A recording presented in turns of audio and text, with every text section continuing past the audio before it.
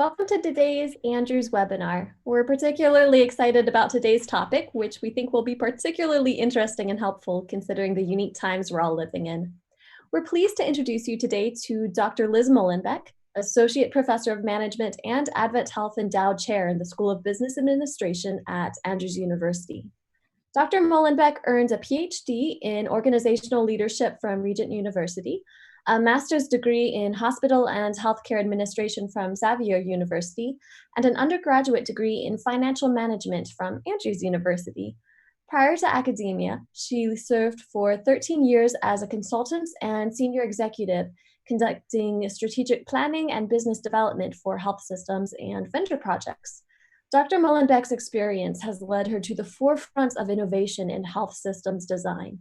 She has served on the board of several nonprofit organizations in the education and broadcasting sectors, and she currently sits on the board of a long-term care facility in Louisville, Kentucky, and the Berrien County Historical Association in Berrien Springs, Michigan. After her presentation today, Dr. Mullenbeck will be available to answer a few questions. So for those of you viewing this live, please type your questions into the Zoom chat or message us on Facebook, and we'll be happy to share your question with her. Dr. Mullenbeck, we're glad to have you here today, and we'll turn it over to you now. Great. Thank you, Laura. Thank you so much for having me here today. Give me just a minute to share my screen and bring up my PowerPoint presentation so everyone can follow along. All right, so here we go. So I appreciate the introduction. As a consultant and as an executive, I have been a part of a lot of change initiatives. And I think through all that experience, I've come away with several lessons from change. And I have found that there are three absolutes to change. First of all, change is constant. There is no escaping it, no matter how hard you try. Second, change is necessary. And third, there is always a consequence to any change initiative, whether it's a positive change or a negative change, there will always be some type of consequence. And so when we are considering change, we need to understand the context in which change occurs. And I'd like to kind of approach this from an organizational standpoint first, and then you can kind of make those applications intuitively to a personal side. So when we consider the context of change, we're looking at starting with the organization. And here we have a lot of internal change, and these are things that we typically can control. But then we go outside the organization and we have the context of the task environment. And in the task environment, we're engaging with those people who are closest to us, like our suppliers, our distributors, even our customers. And when we're in this task environment, we still have some control over the changes that are made, but not as much as the internal changes, but still some type of control. And then we can go up to the next bubble, and we are looking at change within the general environment. And in the general environment, we're finding that there is a lot of change here that we cannot control. So we're looking at things happening within our political environment, our socio environment, our economic environment, our technological environment. Right, so we can't control a pandemic. We can't control the stock market. And so the further away from the organization we get, the more change becomes kind of unsteady for us. Now, zooming back into the organization, typically when we look at change and change management, we're considering two functional types of change. First of all, we look at incremental change. We might even say that this is evolutionary change, because in the incremental change, we're making one step at a time. We're moving one step at a time towards something. Well, a lot of times we can find this type of change to be very slow. Because it's slow, it can be very frustrating. But yet this incremental change is what most of us experience. The second type of change we interact with would be transformative change. And this is like completely new. We have one situation and then we arrive at someplace completely different. And some may even say this might even be revolutionary change. I think that this type of change is best communicated with Lewin's change model. Now, I like Lewin's change model, and for me, being a theorist, I always come back to a model. When we consider change, Lewin's model comes up quite frequently, and in fact, in the literature, is very consistent. When we consider change, Lewin suggests that we approach change from our context. And when we do that, we tend to arrive frozen in a state in time, right? This is our norm. This is where we are right now. But in order to change, something needs to happen. We have to unfreeze our context. So how might we do that?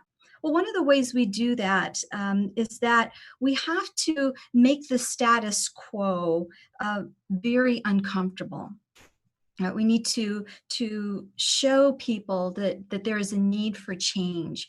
For example, if we don't change, we may have to lay off 10 people. Or if we don't change, sales will decline by 30%. And so now that we've gotten kind of the reality check, now people are more inclined to move forward to the next phase. And this next phase is actually doing the changes, making those little incremental steps to get us to a new place of being. And that would be our new norm. Right. So Lewin says that once we get to the new way of being, when we've made all those changes, when we've arrived at the new place, now we need to refreeze our context. And this becomes the way we do things around here now.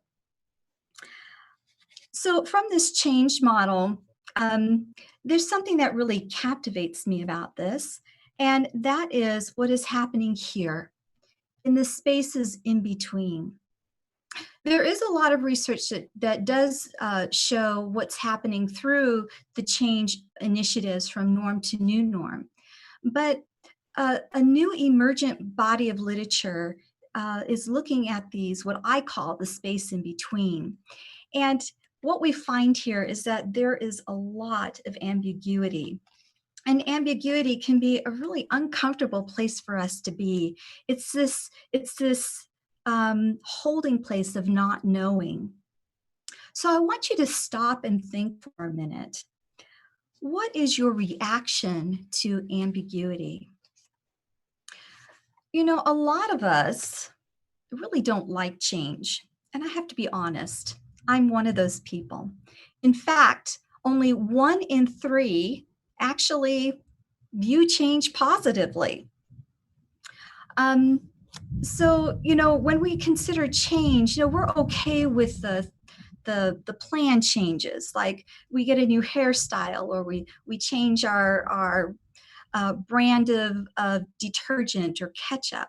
But when it comes to unplanned change, we really don't like it that much. And there's a reason for that.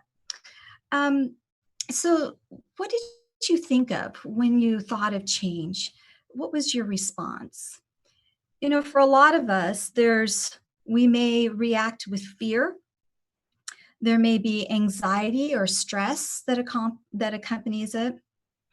You know, one of the reasons why ambiguity is so fearful for us is that there's a lot of vulnerability here. If we're going to make a change, it might reveal something about me. It might reveal that maybe I don't have all the answers, or maybe I don't have a competency in that area. So when we are experiencing change, we are opening ourselves up to some type of risk and vulnerability. And boy, a lot of us don't like that. When we're going through change, there might be a lot of resistance. We might experience some distrust. Why should we do this? There's a lot of confusion. There might even be sabotage. Looking on the other side, there are some people, that 1 out of the 3, that actually do look at change a little bit from a positive perspective. And so some of the things they might be experiencing are anticipation, curiosity, wonder, what might happen. We find that these folks are actually take ownership of the change process. They're excited, they want to see what happens, and they dig in. They're excited, and at this time, there is a whole lot of learning going on.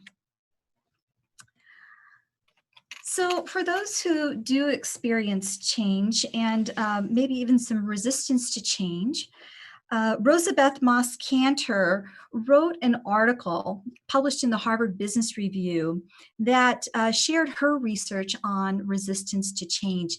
And I believe right now, HRB is opening up their archives for free to people to read the research that they published there. I'm not going to go into that, but I thought I would spend some time talking about how to overcome resistance to change. And, we can do this organizationally, and we can consider this personally. And one of the things that we can do, some of the tactics we can use to overcome resistance is, first of all, communication. In fact, the research by Scandura shows that communication is the #1 way to overcome resistance in change initiatives for organizations. Scandura's research shows that leaders that discuss change with employees have some very positive results. First of all, employees experience greater job satisfaction. Their performance increases, and they are willing to step outside of their job description and do other things in order to help in the change process. So communication is the most vital aspect when trying to reduce resistance to change. Another thing that is vitally important in overcoming resistance is recognizing that you can't do change alone. You need to, first of all, cast a very compelling vision for why change is necessary. But then to get people moving along, you need to work at building supporting relationships in order to create momentum. And what this entails is enrolling 3 to 5 influencers within the organization. So when you are making change, it's really important that you pick the right people to go along with you. So the third way to overcome resistance in organizational change is through participation. Again, leaders find that they cannot do change alone. And so when they open up problem solving to employees, especially those who are closest to the change issues or the crisis or problem, when people are allowed to participate in the decision-making process and give ideas and suggestions, we find that resistance to change does in fact decline. So one of the things I wanted to talk about today is to kind of do a drill down into the concept of ambiguity. Because I think ambiguity, this is where, that space in between where we just kind of feel so uncomfortable, and, what is causing all of this? So I have a definition here by Carson, Maddock, and Wu. that defines ambiguity as the degree of uncertainty inherent in perceptions of the environmental state, irrespective of its change over time. That's kind of an ambiguous definition in itself, I kind of think. So let's drill down a little bit.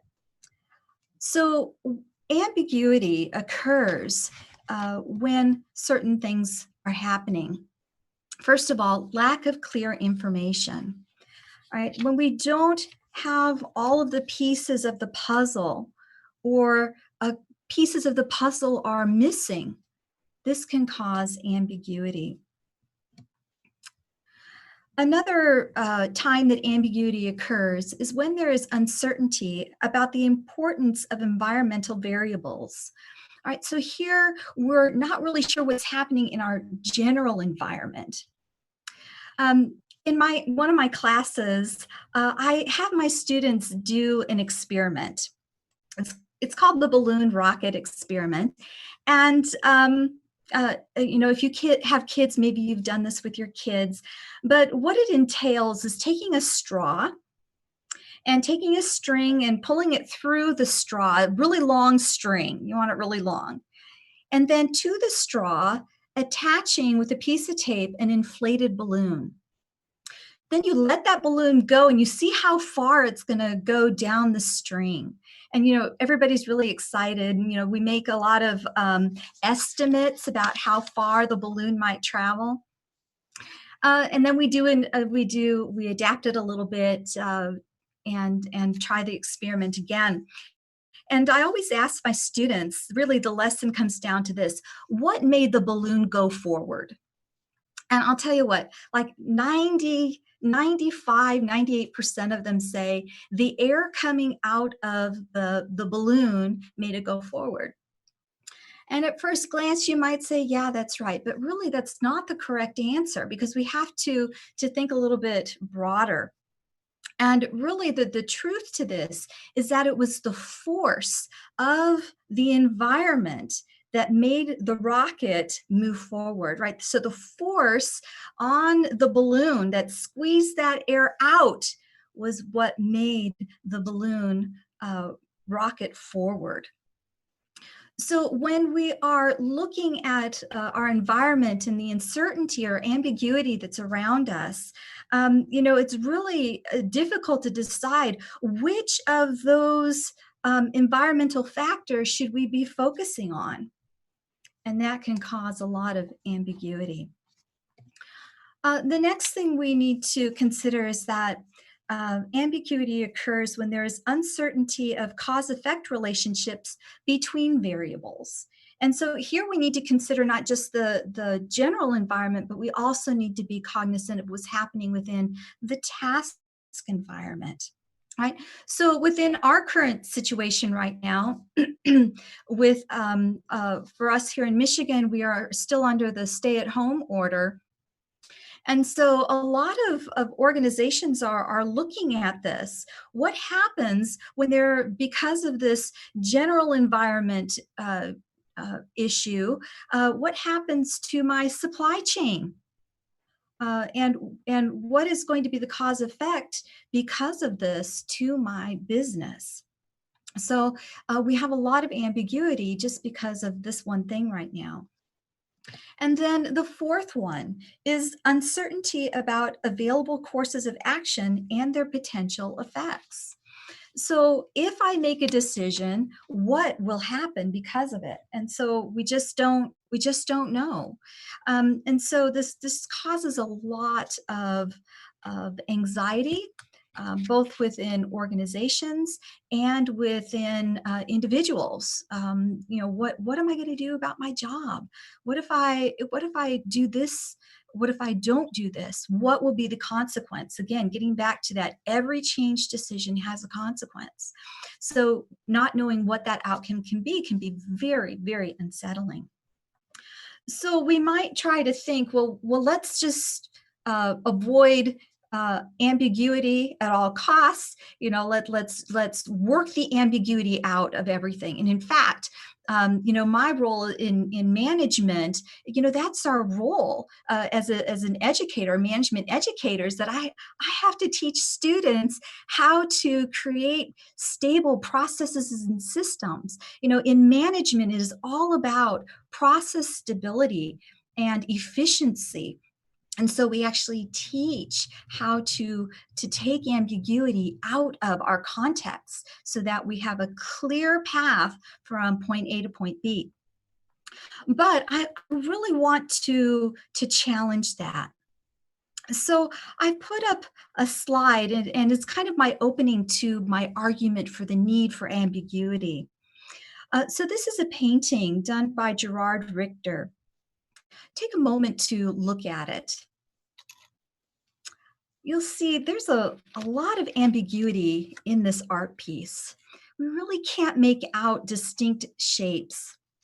And I don't know about you, but when I looked at this piece at first glance, my mind was kind of trying to figure out, what kind of shapes there were. Was that a hand? Was that a tree? Did that look like an apple? Or maybe there's a fish in there somewhere. Our minds muddle through trying to find some type of connection, or trying to create some type of sense from the abstractness. And this is natural, completely natural. Our brains are geared for absolutes. I just finished reading a great book by Jamie Holmes called Nonsense: The Power of Not Knowing. And this is a quote from him. He says, "While uncertain times can be painful, there are also, by definition, eras of change.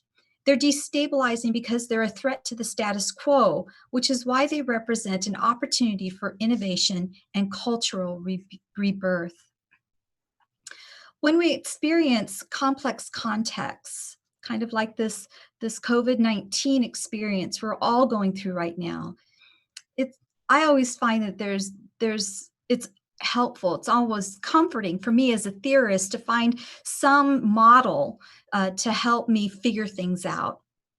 And for me right now, Alban's complexity theory comes to mind. And as I'm reviewing this theory, there's some consistency here. And the lesson to learn is that when we're assessing ambiguous situations, it requires stepping back rather than stepping in. This is very counterintuitive because instinct tells us that we need to come to a decision point. In fact, Holmes's research shows us that we are neurologically wired to drive to closure. We have this instinctual need to drive for closure. And so how we do this is that we make decisions, we frame them within our specific contextual biases. Because what we're trying to do is we're trying to get back to our comfort zone, those things that are familiar to us. And so when we're making decisions, we're going to do it within our own framework. But we need to be aware that if there's any stress or anxiety that's happening on us right now, like we need to make a decision right now, or the decision that we make may have a very painful consequence. Like if we make the wrong decision, we may lose millions of dollars, or in my field, in healthcare, we may lose a life. And so anxiety or stress pushes us to make decisions even quicker. But Holmes's research shows that doing this, pushing towards closure, can have some danger to it. First of all, studies show that this type of decision-making results in very poor decision-making. It decreases innovation. And when we are making decisions like this, learning comes to a screeching halt. So I want to return back to this picture by Gerard Richter. And I find that there is beauty in the not knowing. When we have ambiguity, it helps us to step back and consider the art, which is the situation, as well as the artist, which is the environment that is creating the situation. So let me address this from more of a leadership context. And kind of, again, being a theorist, I always have to find a model. So, how do leaders lead through ambiguity, through the not knowing? And in fact, one of the primary roles of leadership is to be comfortable with not knowing and leading their organizations forward through that. So here's a model by Berrien and Scott. And they suggest that when leaders are going through times of high ambiguity, they actually follow this process. So I kind of want to dissect it just a little bit, and then I'm going to then take this and bring it into a practical construct. So Berrien and Scott suggest that when people face ambiguity, whether it be in very high stress situations or just in general contextual situations, they're going to approach it in this way. First of all, they're going to approach by framing. All right, so they're going to take their past knowledge, their past experience, and they're going to try and make sense out of what's going on. Well, what did we just learn? We just learned that that may not be the best tactic to take. So we can't stop with just framing to make a decision, right? So we need to use something else to kind of temper that. And so these theorists suggest that leaders use a technique called heedful interrelating. And heedful interrelating closely relates to Carl Wick's concept of sense making. Heedful interrelating, according to Axley, is a communicative process, but it's more than just information transfer. So here, the leader uses an interactive approach to communicate with followers. During this process, they're constantly checking for meaning, understanding. They're constantly challenging assumptions, not just the assumptions that are floating around in the organization, but their own assumptions, those assumptions that are tied to their bias. And they're constantly keeping check, demanding that their followers keep them in check. To consider what the unintended consequences might be from a specific decision that they have in mind.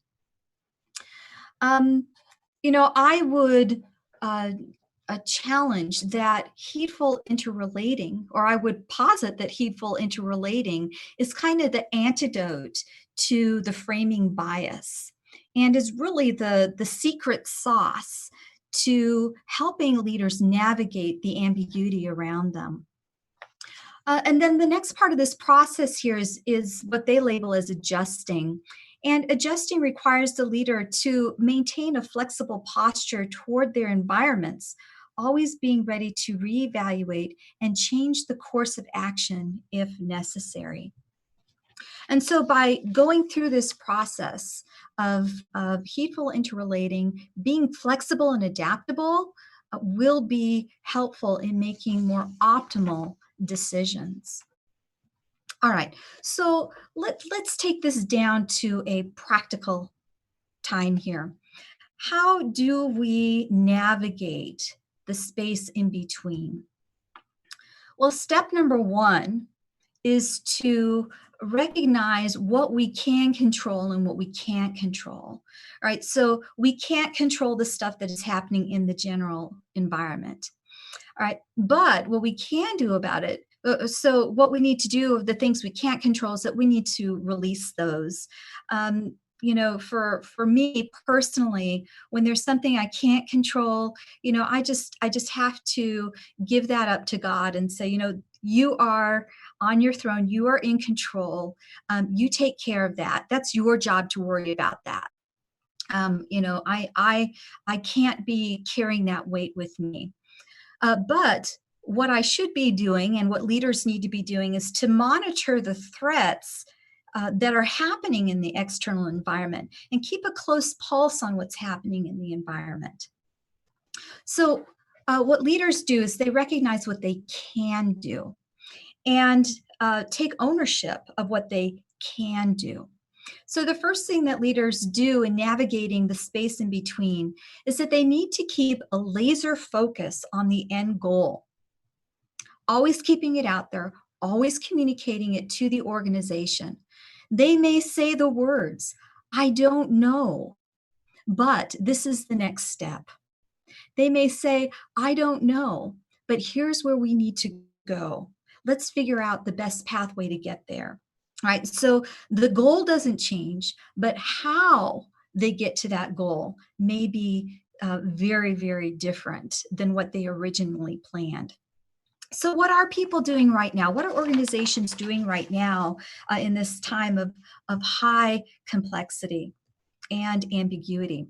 First of all, it's vital for organizations to communicate at all levels, from the CEO down to the line staff, communicating a consistent information, keeping that end goal forward.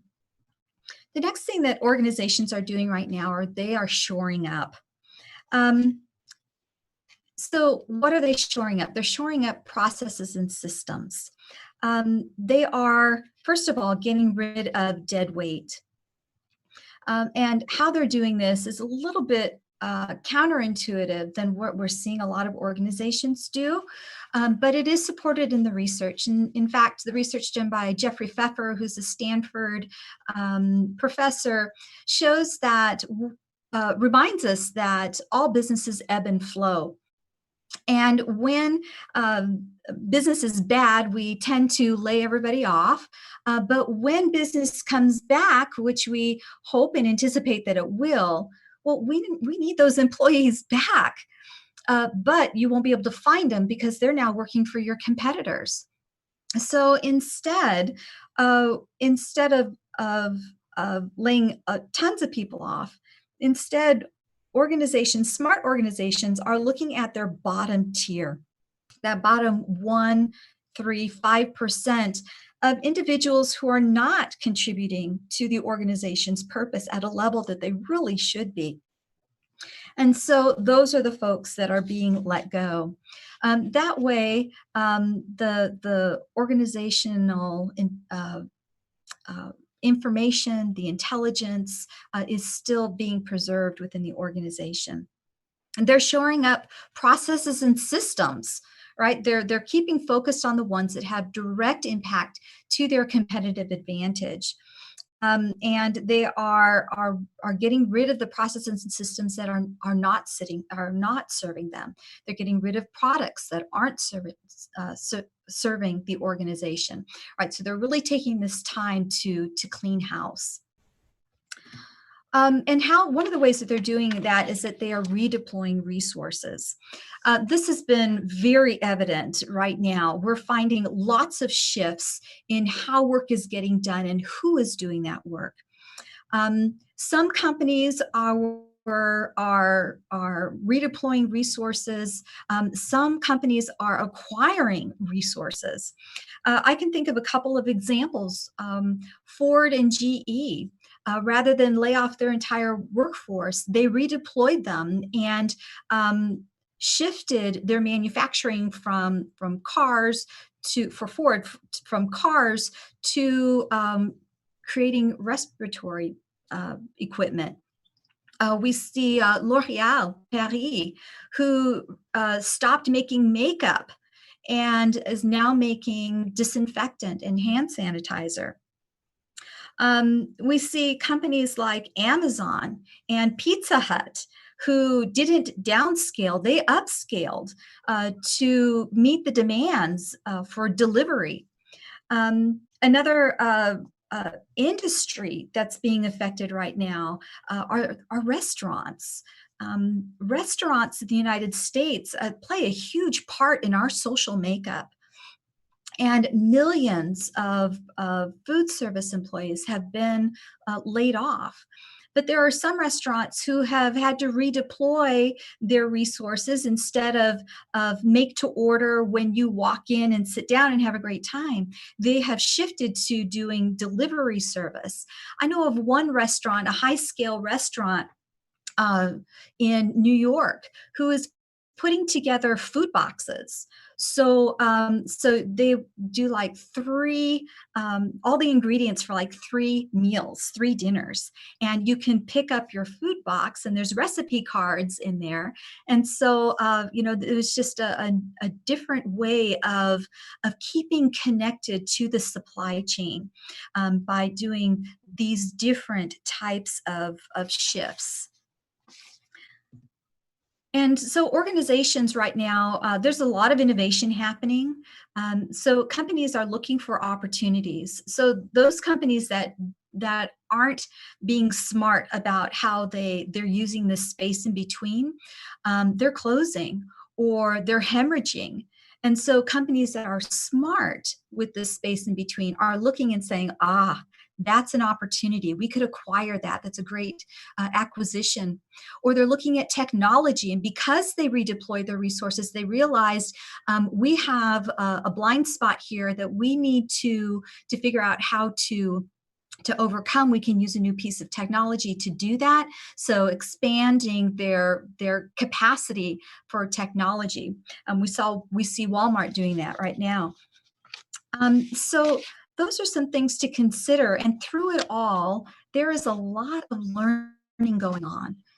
So companies are learning in 2 ways. They're learning from their failures, which we kind of think is common. But more importantly, they need to be learning through their successes and evaluating their successes.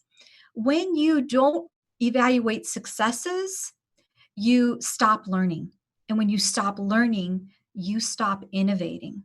And when you stop innovating, you stop leading in the industry. So it's really important to constantly keep a framework of learning. Now, there are some of us that may not be in an organization right now. In fact, the upheaval of our environment right now may mean that you're at home. And whatever context that may be, maybe you lost your job, or maybe you were furloughed. You're thinking, what am I going to do? So I thought I would take a little personal look at what you might do in this space in between. And so you can be very productive. I send out emails to my students, challenging them during this time. Don't spend your time just binge watching Netflix. We can do other things. And so here's just a couple of quick things that you can do to keep moving forward. First of all, you can use this time to research what's happening in your industry. Now, just don't look for what's happening in the here and now, but look for those fringe ideas. What's emerging in the marketplace? What's emerging in the environment? What are the new variables that are coming up right now?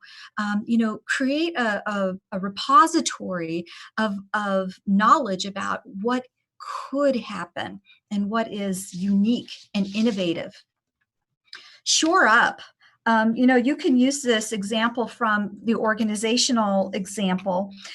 This is a great time for you to look at your skill set and look at, what is happening in the future? Am I in sync? Do I have the right skill set for when we return back to the new norm?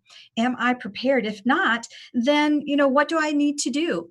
I do work with a lot of data. The emergent field right now is data analytics. Maybe you would like to learn a new skill set, like how to use a new software like Tableau, where where you're able to communicate more effectively using mass amounts of data. So, what is relevant? What new skill set might be relevant? For me and for here at the university, we're having to shore up our online teaching skills, because a reality for us might be that very different when students come back in the fall, if they even come back, and we may have to maximize online learning skills. So for me, I need to shore up that skill. Another thing that can happen during this time is that you can do is to maximize your network. So LinkedIn is a great thing that you can use to help you get connected with new people and to expand your network. And another thing you can do with your network is you can share that knowledge that you have. If you find an article about something new that's happening in your industry, post it in your LinkedIn window and share that with everybody else. It makes you look like an expert, and people are really interested in that. During this time of uncertainty, you need to identify your transferable skills. Do you know what they are? If you have lost your job, and you're going to need to prepare to find a new one, you might end up in a different industry when the job market opens back up. Can you communicate the skill set that you had in one industry and demonstrate how it could transfer over to another? You will need to work on articulating those. One thing that happens is that during this time, there are always opportunities. As the old adage goes, people always make money during a recession. Somebody's going to be making a fortune here. Somebody's going to find a new opportunity. Somebody's going to see a way to create a new organization. Well, you could figure out a way how you could help another organization through your skill set and create a position for yourself. In my career, I have done this several times and have found that those have been the most fulfilling jobs I have ever owned or ever had. When I create, rather than relying on an organization's own career ladder to get up the top of the chart, I have taken the attitude of creating my own ladder. And they were just wonderful experiences. So be thinking about how you could help an organization fit a need and create that position for yourself. Another thing that you can do if you are looking for a new opportunity, a new position, is that you can volunteer at a nonprofit. This is a technique that I share with my career development clients. A lot of people in a lot of different levels volunteer at nonprofits. And so you can offer to sit on a board of a nonprofit. You can volunteer to work at a nonprofit. And so what you're doing is that you are engaging with a lot of very diverse people. Some of those, like if you sit on a board, you may be communicating with a corporate CEO. That corporate CEO may know somebody else who is looking for a position or may have a position. So when you are volunteering at nonprofits, you are actually meeting people at a different level or at a different environment. And it's a little bit more relational, and you can make more connections going through. And it also helps you to stay busy, to stay relevant, and to find some way to serve. So these are just some high-level tactics that you can use to navigate this space in between. So to conclude, I just want to wrap up and kind of throw out some rhetorical questions. First of all, what does the space in between teach us?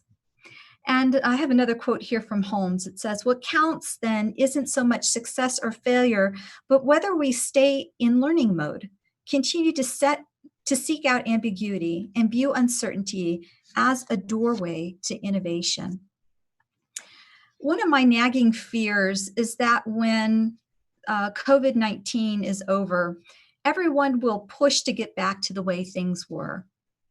I hope that we can resist doing that. I hope we are learning, innovating, creating new images with the lines of ambiguity.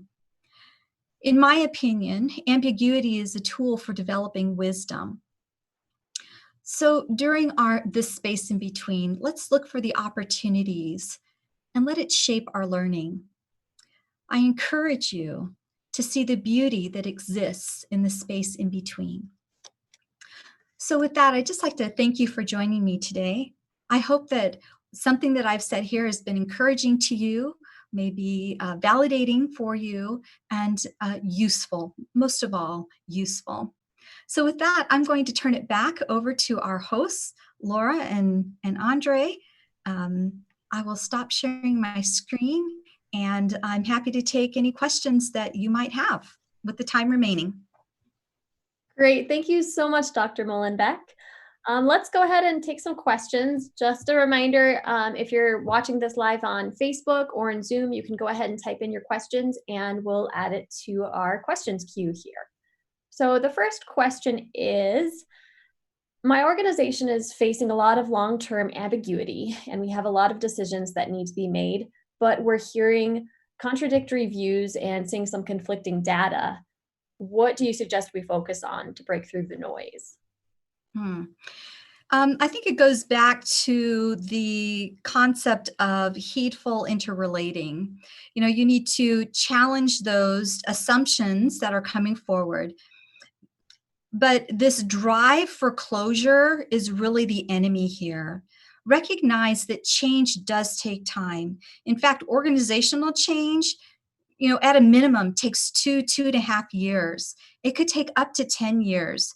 So for leadership, it's really important to understand that, yeah, you got to be in it for the long haul. Change will take time. So this constant conversation, you know, challenging those assumptions, stepping back, taking time to reflect on what's happening. What is the conflicting data? Go pursue it. That's what you need to be leaning into.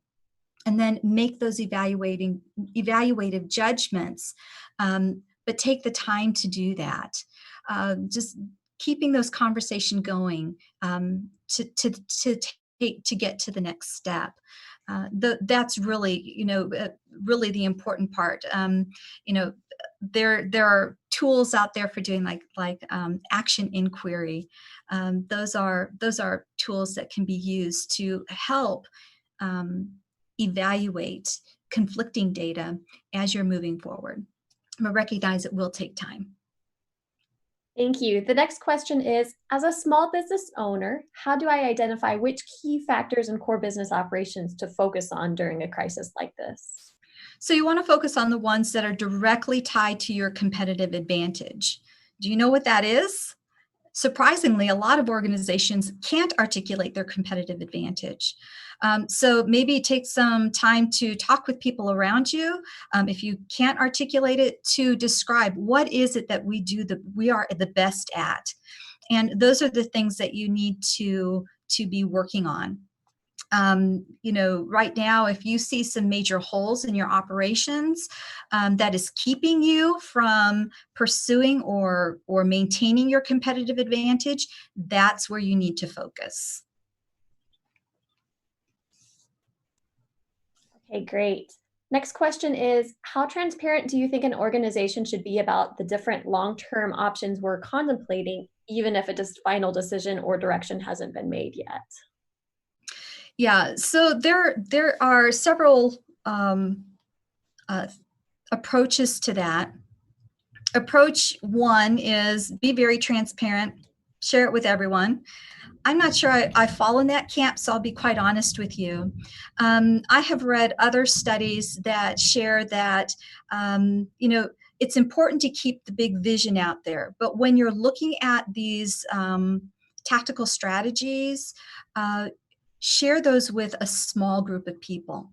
Share those with your management team and go through the exercises of challenging the assumptions, that heedful interrelating to make sense of things and to evaluate which is the best course of best option. But the communication to the lower parts of the organization should be about forward progress. This is the next step. And that needs to be clearly communicated. And again, communicating, this is our end goal. How we get there might shift, but we're in this together. Let's talk this through. You know, that I think if I were to give advice, it would be, you know, when you're talking about various strategies, all the options, keep it to a group of people that you're very confident in, and then you can begin to roll that out to the rest of the organization. As a student, how do you recommend I approach continuing my education and starting my career during this uncertain time? I think it's concurrent. You have an end goal. Determine what the end goal is. And then what do you need to do right now to get to that end goal? What is the priority? So when we're in normal times, you might be trying to get an internship while you're in school. Well, right now, internships have come to a complete halt and there aren't any, but there are still things that you can do. Number one, you should be reading. Read. You need to be reading not only journals that are relevant to your industry, but, read books. So I teach in management. And so I tell my students, you need to read books and biographies and autobiographies of successful business leaders and companies, and learn from what they can teach you, because we kind of borrow their knowledge, right? We borrow their experience and their wisdom.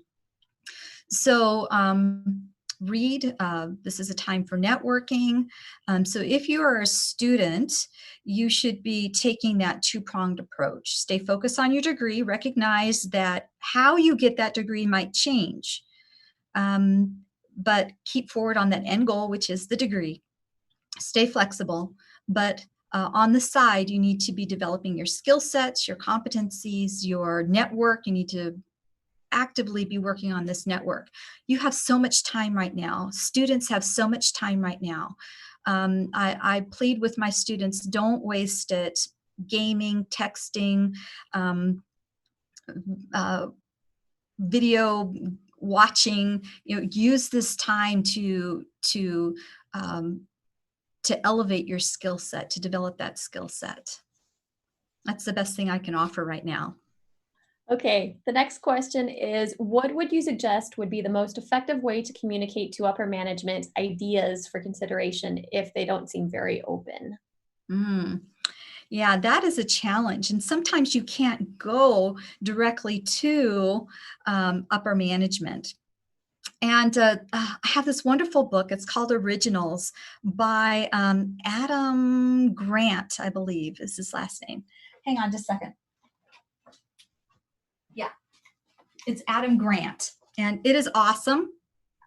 And he actually looks at this specific topic, and he says it makes a difference where you are in the organization, how influential you can be with communicating your ideas up.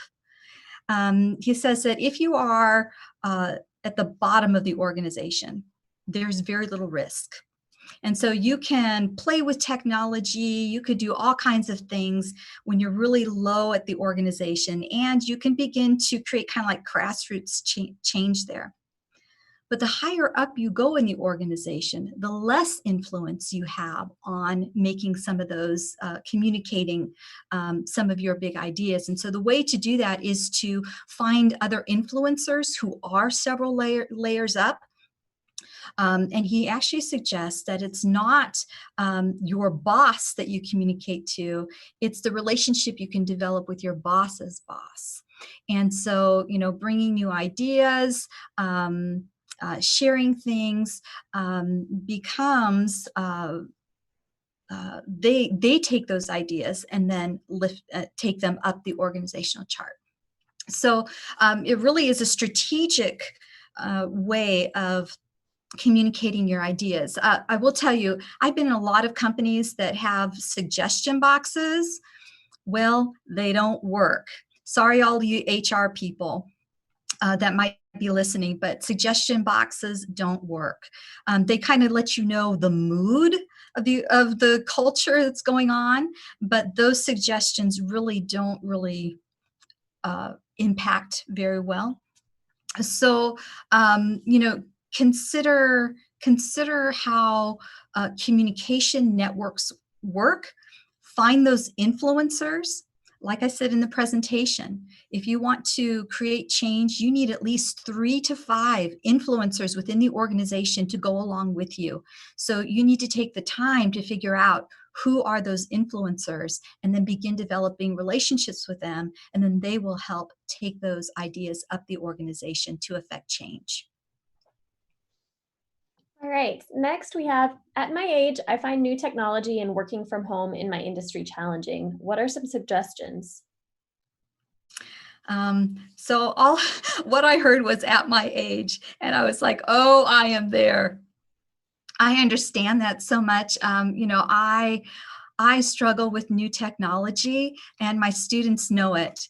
When I'm in the classroom and I'm trying to manage a lot of things, and I struggle, it just puts so much stress on me, because I am showing my weakness, I am showing my vulnerability, and that really stresses me out.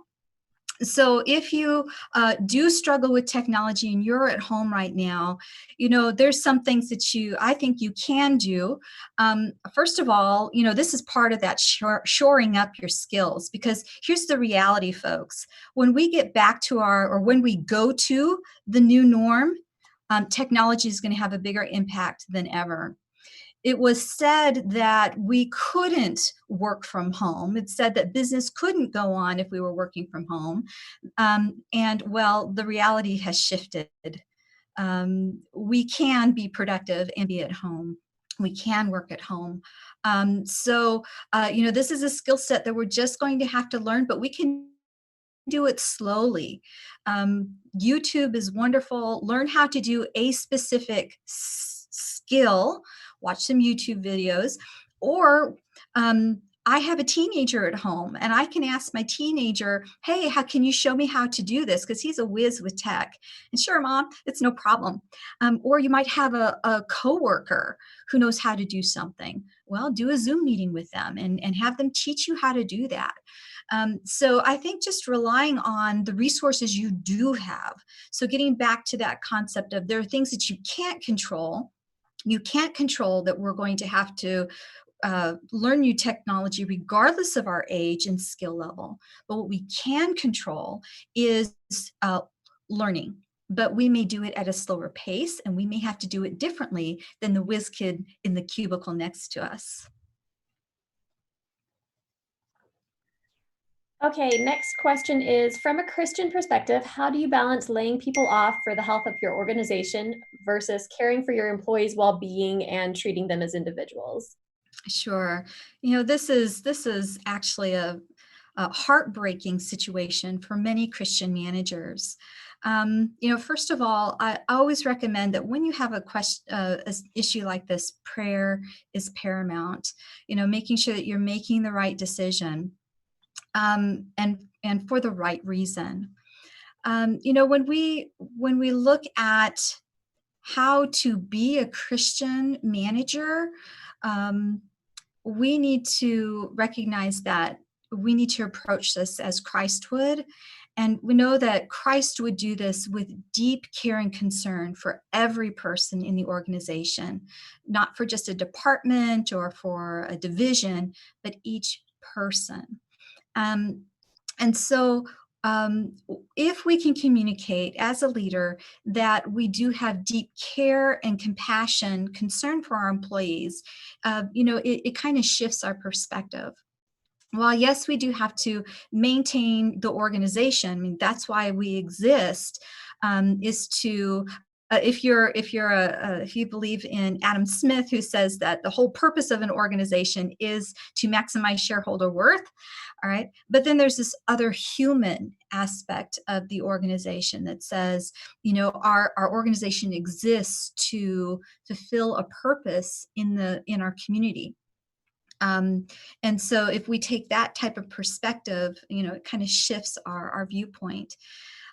There are realities. Yes, you may have to let people go,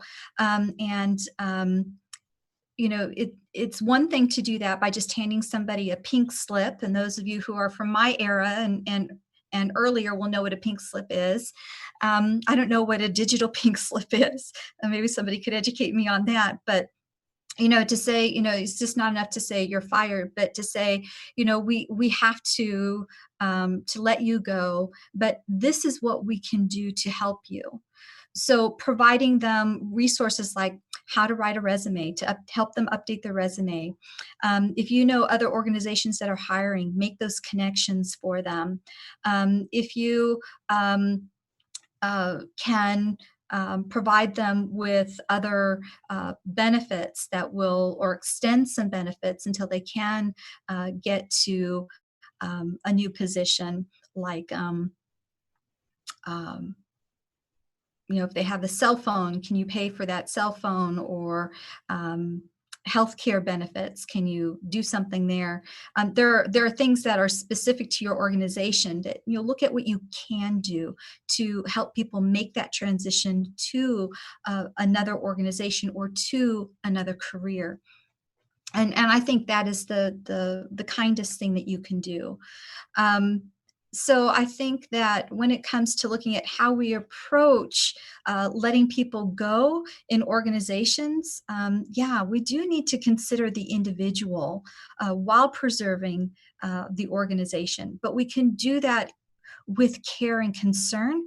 And I think showing employees that, yes, we can help you get to the next place. You're going through this incredible change. This is how we can help you get there. I think it makes all the difference to people. It says, there's a saying that when you leave an organization, you should leave it on a good note, because that's kind of what people will remember you by. But I think it goes the same way for organizations as well, that when somebody leaves your organization, they should do so thinking of you well. So sharing that, or showing that care and deep care and concern is a way of doing that. Okay, one last question. What other books would you suggest that higher education employees should read? Oh, well, I think it just depends on your interest. I have some of my favorites that I think relate well to management. So I think if we could just stick to Ambiguity, these are the two I would recommend. It is the two books that I referenced in my presentation. So the first one is this book by Adam Grant, Originals: How Nonconformists Move the World. And it really debunks a lot of what we think is intuitive decision making and to be successful, when really a lot of that doesn't work at all. And that's why we're just kind of stymied by, well, why? Ambiguity. I mean, this answers a lot of questions about ambiguity. And then the second one is, again, this book by Jamie Holmes, Nonsense: The Power of Not Knowing. I think this is just was very insightful, almost a companion to Originals. But I think if you start with those two books, it will answer a lot of questions about why things aren't working when I expect them to work, and what I need to do with myself to, first of all, calm myself down and to kind of get a reality check so that I can see the environment within its proper context and then move forward. I recommend those two books.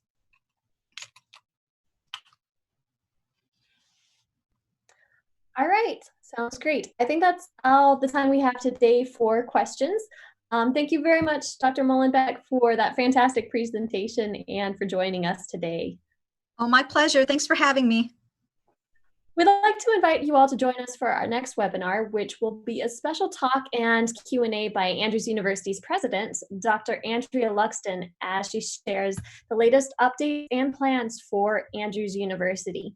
So we hope that you will join us for that on Wednesday, June 10 at 6 p.m. Eastern Time. See you then.